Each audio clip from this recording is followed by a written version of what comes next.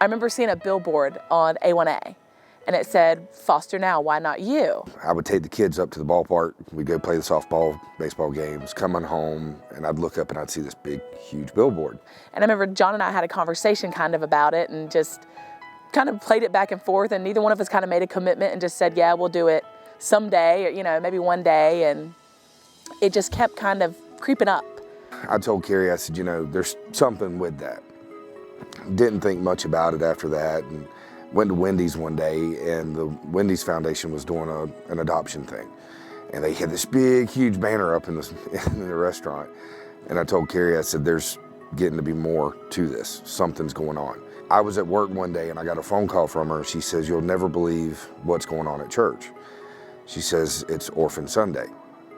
And I said, okay, it's starting to get a little bit more involved here. And it was just something that struck me as not so much that I wanted to do it, so much that I needed to do it. We said, if this is something that God wants us to do, then he'll make it happen. The next thing I knew, we were signed up, we were going to classes. I really thought he would back out. I never had any second guess about it.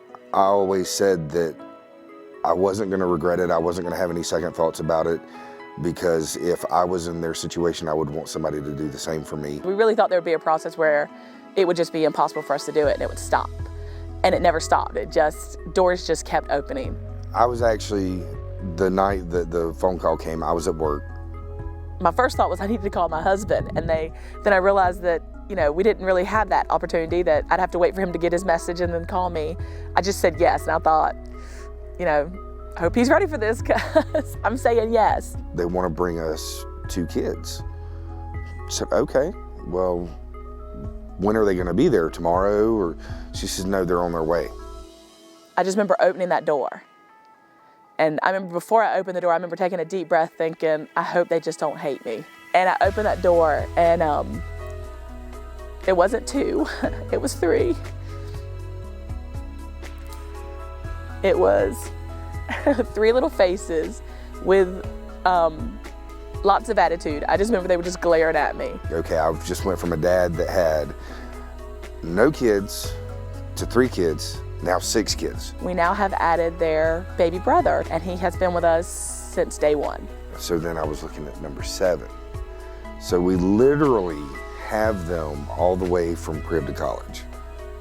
I know that things are not always going to be smooth. We have really hard days sometimes, but I don't fear like I used to. One of the things I used to always worry about was, how would we manage? Just, everything, time, financial, the emotions of it. I don't want tension in our marriage. I don't want frustration with my other kids. I don't want fear to take over. I don't want to be afraid to love these kids because I'm afraid they may leave, or I'm afraid they may not leave, that, I may not have a bond with them. I never had any thoughts to whether or not I wanted to do it. I knew I needed to do it, And he had, I think, 100% obedience. He just surrendered and said, wherever you lead me, I'll go.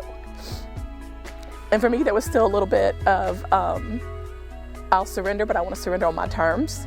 And I had to get to a point where I had to realize it wasn't my life. I was living it for him, and I needed to fully embrace that. This is what we need to do as God's children. We need to take care of each other.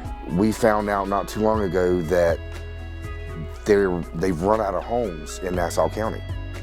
So they're having to send kids from Nassau County to Jacksonville.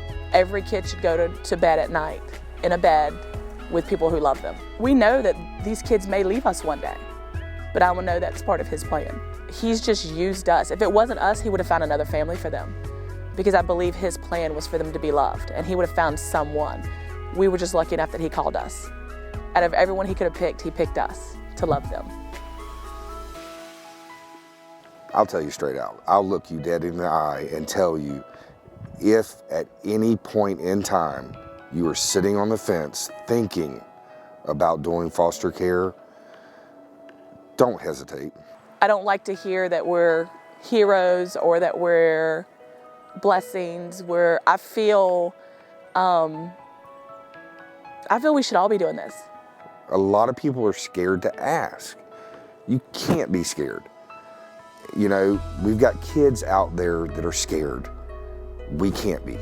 I would love to see there be a waiting list of foster families instead of a waiting list of kids. Every kid deserves to be in a family.